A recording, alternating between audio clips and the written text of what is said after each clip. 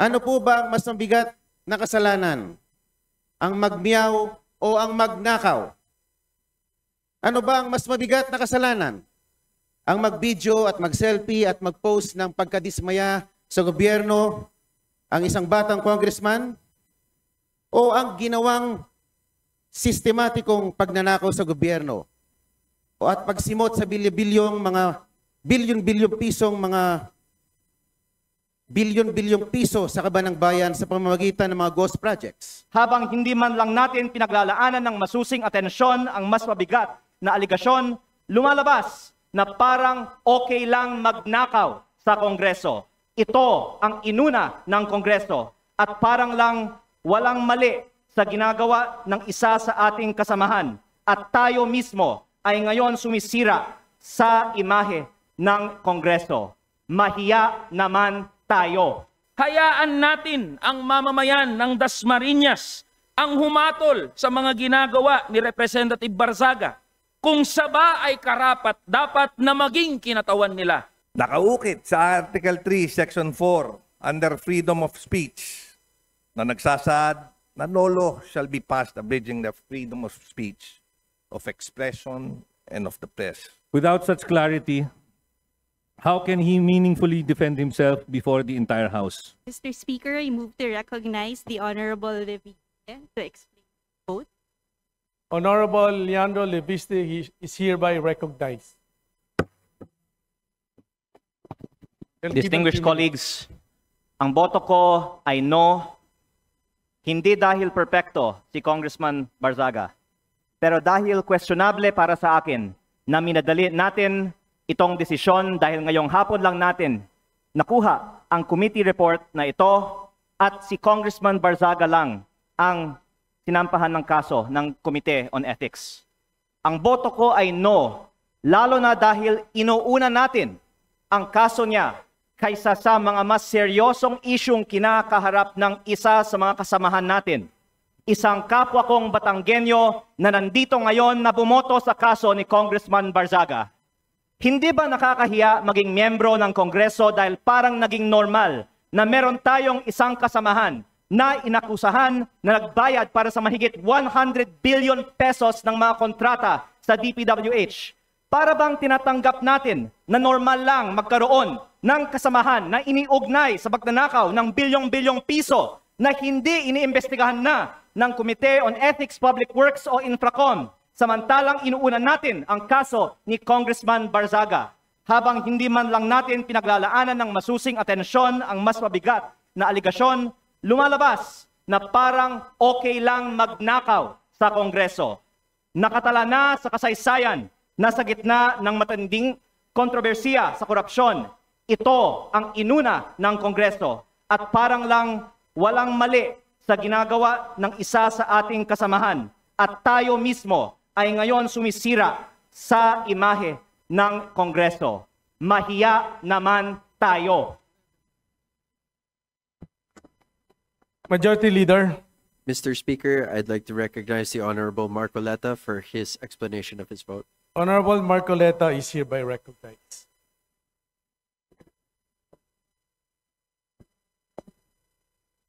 Mr. Speaker, distinguished colleagues, isang mapagpalayang hapon po sa ating lahat. I rise to place on record this manifestation of support for Honorable Francisco Kiko Barzaga and to express my strong opposition to any move seeking his suspension from this august chamber. From Voltaire's philosophy of tolerance and freedom of expression, this line is often quoted, "I may not agree with what you say, but I will defend to the death your right to say it." The independence of the legislature ensures that members may speak fully, frankly, and fearlessly on matters of public interest. Honorable Barzaga's statements directed at alleged corruption within the government falls within the fullest and most urgent category of political expression. To penalize him for raising concerns on corruption, which the Constitution itself mandates Congress to check, is to subvert the very principle of parliamentary privilege. Mr. Speaker, 2004 pa lang po, andito na po ako bilang Chief of Staff po ng aking ama. Nakita ko po ang mga oposisyon na grabe magtuligsa sa administrasyon. Nandyan po ang mga magigiting na miyembro ng Makabayan Bloc na sila sa Turo Campo, Lisa Masa, Joel Berador, na talagang magigiting na mga figura ng oposisyon. Pero hindi naman po sila naharap sa mga ethics case, gano'n man sila kaanghang magsilita laban sa administrasyon. My dear colleagues, Honorable Barsaga is seated in this chamber because the people of Dasmariñas City, Cavite, placed their trust in him as affirmed through the ballot. Article 6, Section 6 of the Constitution states that members of this House derive their authority exclusively from the electorate. Ano po ba ang mas mabigat na kasalanan? Ang magmiyaw o ang magnakaw? Ano ba ang mas mabigat na kasalanan? Ang mag-video at mag-selfie at mag-post ng pagkadismaya sa gobyerno ang isang batang congressman? O ang ginawang sistematikong pagnanakaw sa gobyerno? O at pagsimot sa bilyon-bilyong pisong mga bilyon-bilyong piso sa kaban ng bayan sa pamamagitan ng mga ghost projects? Ang mga posts ni Kong Miao ay mistulang alingaw-ngaw lamang ng saloobin ng nakararaming mga Pilipino. To impose the penalty of suspension is to overturn the sovereign choice of the people.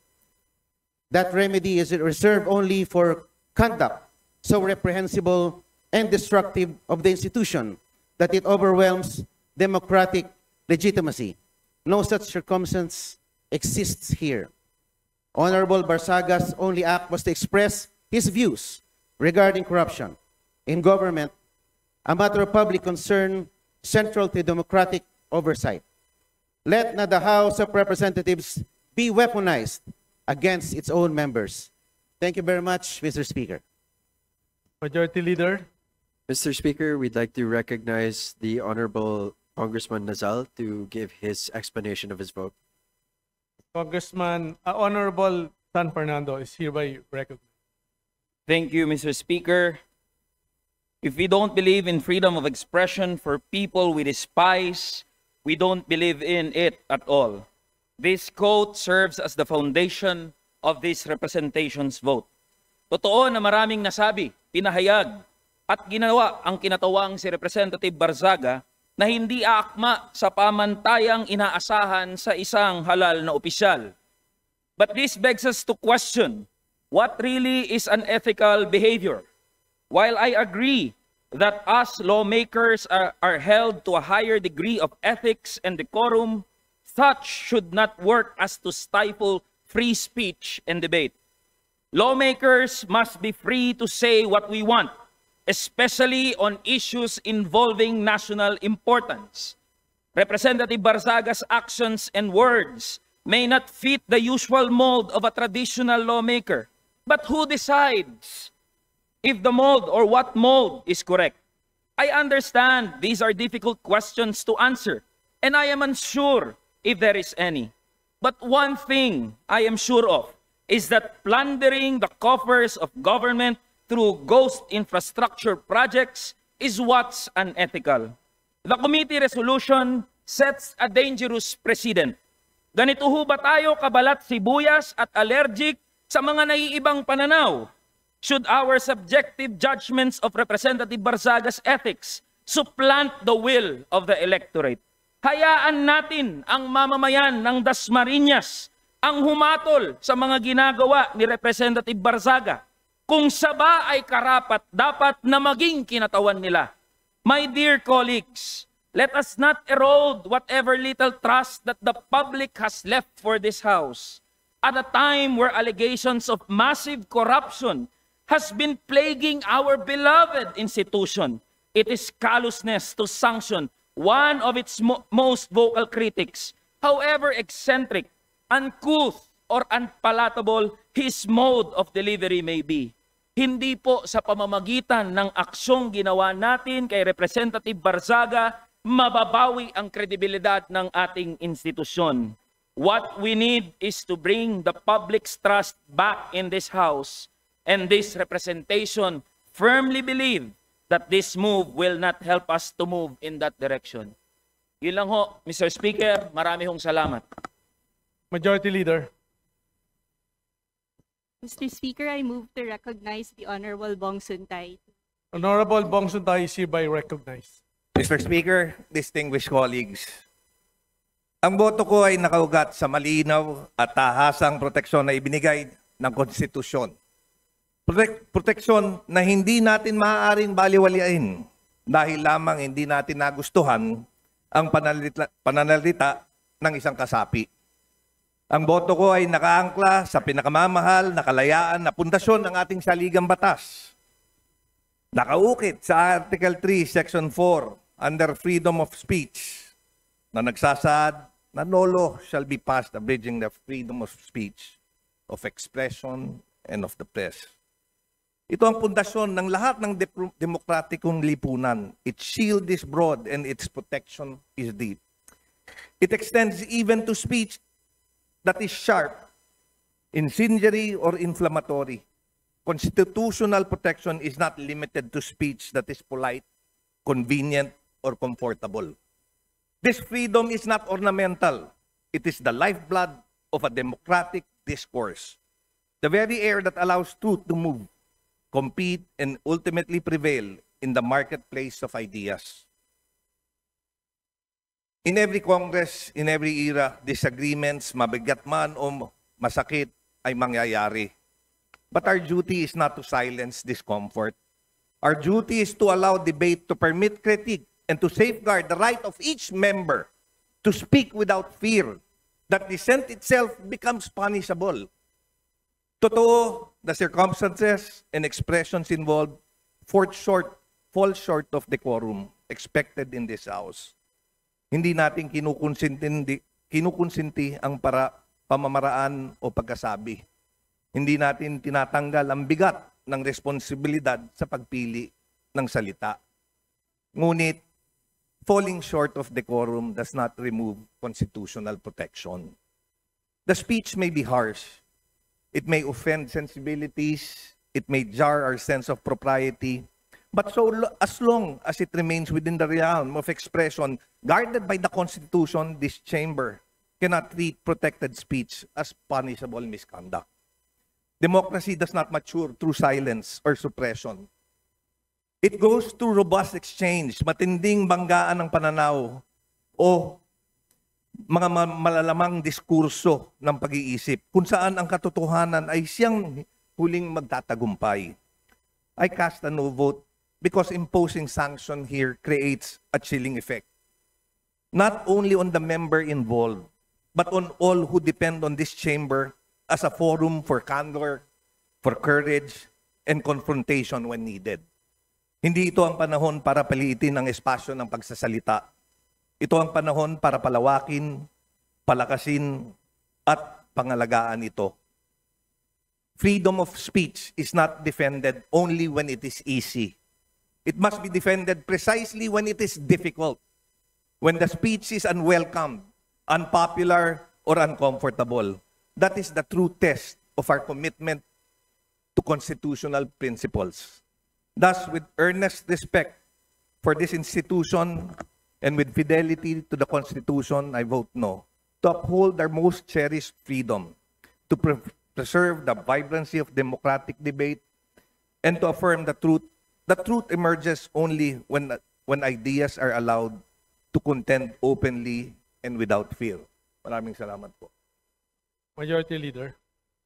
Mr. Speaker, I move to recognize the Honorable Robert Nazal for his explanation. Honorable Robert Nazal is hereby recognized. Thank you, Mr. Speaker, my esteemed colleagues. While I acknowledge the profound importance of maintaining and enforcing the ethical standards of this House, my vote of no reflects two deeply held convictions. First, although the respondent's conduct was inappropriate, crass, and unbecoming of a member of Congress, I respectfully submit that the proposed 60-day suspension is grossly disproportionate to the offenses alleged. If he has indeed acted beneath the dignity of his office, then by all means, reprimand him, hold him to account. But discipline must always be commensurate to the transgression, and in this case, I believe this August chamber is responding with excessive severity. A reprimand being the initial and least severe action should have been the proper first recourse, especially where the conduct, while objectionable, does not involve corruption, criminality, abuse of authority, or behavior so grave as to render a member unfit for office. Second, voting no does not mean condoning his acts. It is instead a principled affirmation that fairness and due process are indispensable. The resolution before us does not specify the precise acts for which Representative Barzaga is to be sanctioned. Without such clarity, how can he meaningfully defend himself before the entire House? The most basic tenets of due process require that any member must be informed of the specific statements or posts deemed punishable before the harshest penalty, short of expulsion, is imposed. If this House demands accountability, then we must likewise ensure fairness. Otherwise, we undermine the very integrity we claim to protect. Finally, this vote is also my gentle appeal to this chamber to recenter its energy on the people's mandate. At a time when Filipino families struggle with daily concerns such as rising prices, job insecurity, health burdens, educational gaps, our primary duty is to ensure that their material well-being remains the central business of the People's House. Let us not lose sight of the urgent fundamental issues that affect every household we swore to serve. A reprimand would have been a balanced, measured response, one that upholds institutional integrity without diverting the House's focus from the needs of our people. For these reasons, I register my view that a reprimand, not suspension, would have been the appropriate, proportionate, and constitutionally sound response under the circumstances. Thank you. Majority Leader. Speaker, I move to suspend session until tomorrow, December 2, 3 p.m.